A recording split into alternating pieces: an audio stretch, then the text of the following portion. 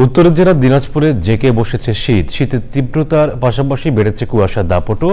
শীতের খবর জানতে সরাসরি যাচ্ছি দিনাজপুরে শাহ আলম শাহীর কাছে। শাহী, তীব্র শীতে সাধারণ মানুষের কি অবস্থা, সেখানকার পরিবেশটা কেমন দেখছেন?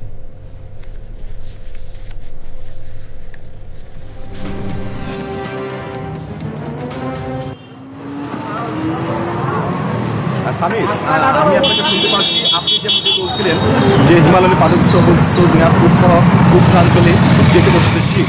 আসলে কদিন ধরে লাফে লাফে বাড়ছে শীতের তীব্রতা, আর শীতের তীব্রতার সাথে বাড়ছে ঘন কুয়াশা। সন্ধ্যা হলে ঘনিয়ে আসছে, কুয়াশা আচ্ছন্ন হয়ে পড়ছে চারদিক, এবং এই অবস্থা বিরাজ করছে পরদিন সকালে সূর্য ওঠা না পর্যন্ত।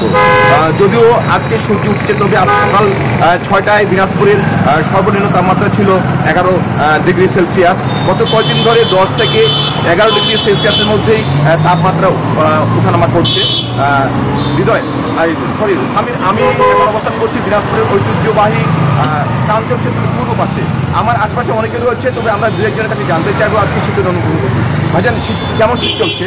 দিনাজপুরে কয়েকদিন ধরে শীত অনেক বেশি।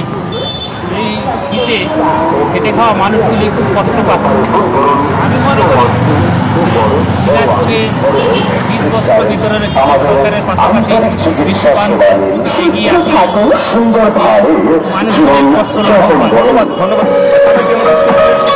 এই কথা এদিকে আমাদের আবহাওয়া অধিদপ্তর জানিয়েছে যে এই মাসের শেষের দিকে একটি এবং আগামী বছরে অর্থাৎ জানুয়ারি মাসের মাঝামাঝি সময়ে আরও বেশি হয়ে যাবে, এইটা জানিয়েছে আবহাওয়া।